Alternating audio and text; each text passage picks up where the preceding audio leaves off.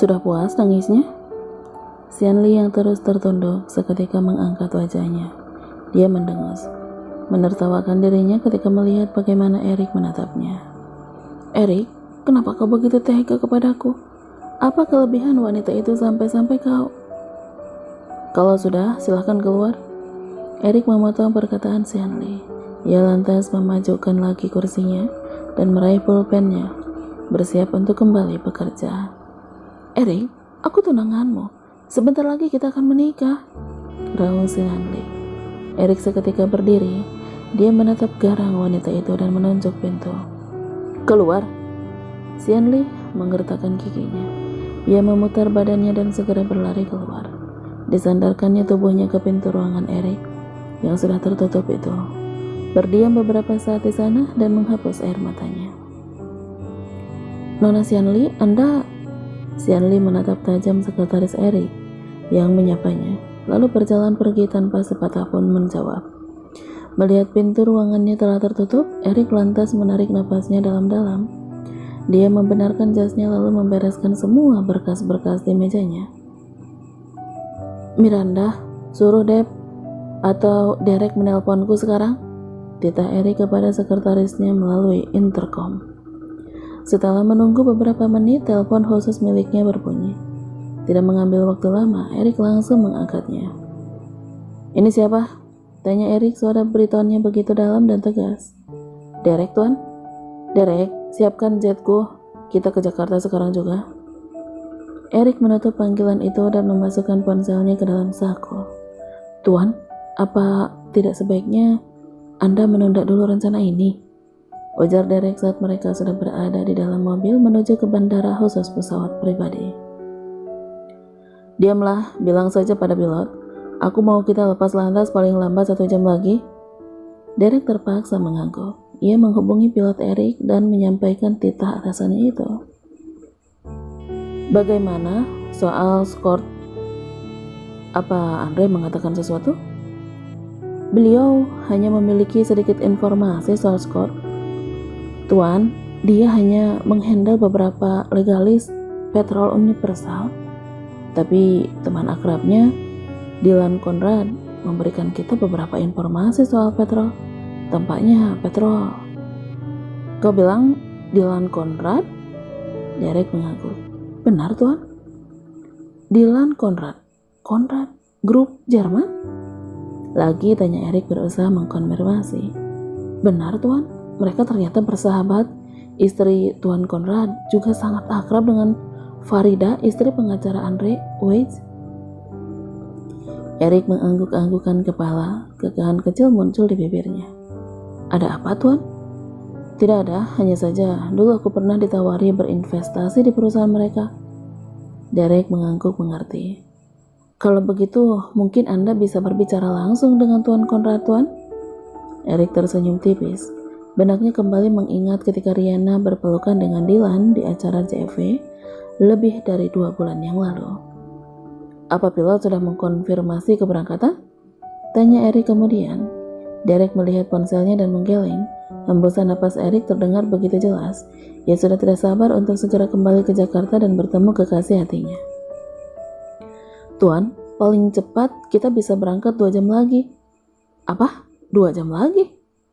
Tuan, bandara sedang sibuk karena hari ini Mulia Pangeran dan Putri akan mengadakan kunjungan ke Irlandia.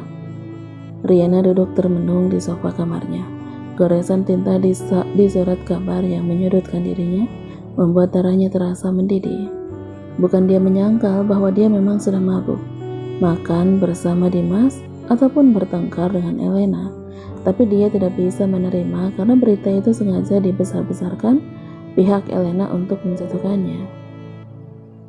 Wanita itu mengambil gawainya, sebuah nomor yang sengaja tidak ia simpan di kontaknya, menjadi tujuan panggilannya. Halo? Ada yang bisa aku bantu? Saut suara serak dan besar sepakai ponsel Rihanna. Aku tahu kau yang menyebar berita soal plagiat Elena. Ya maaf, aku tidak bisa mengikuti permainanmu. Aku gerah melihatnya mencoba menjatuhkanmu. Sahut laki-laki itu cepat. Rihanna tersenyum. Baiklah, tidak apa-apa, aku tidak marah. Aku menelponmu karena aku ingin kau membantuku. Aku punya bukti lain kecurangan Elena selama di Glamorous, baik di Jakarta maupun di Berlin. Glamorous Pusat. Aku ingin memakai mereka untuk soal ini. Setelah itu, jadikan seperti desas-desus. Setelah Glamorous bergerak, kau bisa sebarkan itu ke media. Baiklah. Oke, itu aja. Terima kasih. Tut. Wanita itu meletakkan ponselnya ke meja dan berganti mengambil flash disk.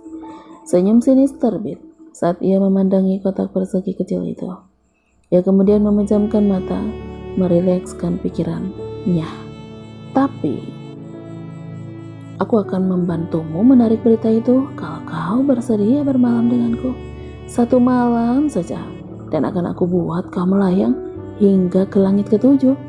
Aku yakin setelah itu, kau pasti akan memintanya lagi, dan juga lagi. Bagaimana? Apakah mau mencoba? Bisik Irwan seraya membelai rambut Riana. Matanya menatap mesum wajah cantik Riana, sedang satu tangan lain mulai menyentuh paha ibunda Evan itu. Benarkah? Lalu, apa Anda yakin bahwa Anda tidak akan menyesalinya? Sahut Riana dengan susah payah ia berucap, sembari menahan rasa mual yang merayap di perutnya. Menyesal? Aku akan menyesal kalau aku belum mencicipimu, sayang. Riana mengeratkan rahangnya. Ia melihat ke sekeliling restoran yang tampak sepi karena Irwan sengaja menutup restorannya untuk pertemuan mereka. Pak Irwan, saya ingin bertanya, apa pernah Anda benar-benar mencintai seseorang? Irwan mengangkat alisnya. Ia mengerucutkan bibirnya seperti sedang berpikir. Tidak, apa itu perlu? Riana mendengus. Ia manggut-manggut dan tersenyum remeh. Jadi itu sebabnya Anda tidak pernah menghargai wanita dan memperlakukan mereka sekehendak hati Anda. Saya paham sekarang. Irwan menipiskan bibirnya dan tidak bisa diam di tempat duduknya. Saya akan menghadiri Asian Top Model di Bali. Suruh asisten Anda menjemput di hotel jam 11 malam. Lanjut Riana kemudian. Wajah Irwan seketika berbinar. Melihatnya saja terasa memuakan bagi Riana.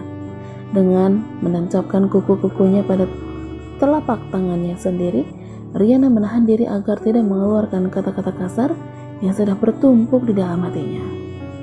Baiklah, wah, aku sudah tidak sabar, ucap Irwan kegirangan. Wajahnya berseri tersenyum dengan lebar. Satu lagi, saya tidak mau ada yang tahu soal ini, terlebih Elena, putri kesayangan Anda itu. Ini adalah kesepakatan antara saya dan Anda. Baiklah sayang. Apa sih yang tidak buat kamu? Riana terhenyak. Suara azan yang berkumandang memutus kilasan pembicaraannya dengan Irwan tadi siang. Ia memandang keluar jendela di mana cahaya langit berganti gelap dan mengeluarkan desahan panjang. See you in Bali, Irwan Santosa. Tok-tok. Bu. Riana yang baru saja selesai berdandan segera berdiri dan menuju pintu kamar hotelnya. Dia tersenyum saat mendapat asistennya berdiri di depan pintu. Lain halnya dengan Nisa, wanita itu membuka lebar mulut dan matanya kala melihat penampilan Riana. Atasannya tampak begitu mempesona dalam balutan gaun koktail berwarna solid hitam, berbahan polyester fiber, kombinasi barokat transparan pada lengan panjangnya, serta konsep rok pensil dalam bahasa Italia di bagian bawahnya. Gaun yang sengaja Riana beli di salah satu mall itu seakan dibuat khusus untuk Riana. Potongannya sangat pas membentuk lekuk seksi tubuh Riana. Detail yang diberi sedikit aksen bulu burung unta memperlihatkan belahan dada Riana yang menggoda. Lalu ada yang semakin mempertegas body gitar Spanyol Riana juga perut ratanya. Ya ampun, cantik banget, seru Nisa sambil berjingkrak layaknya anak kecil.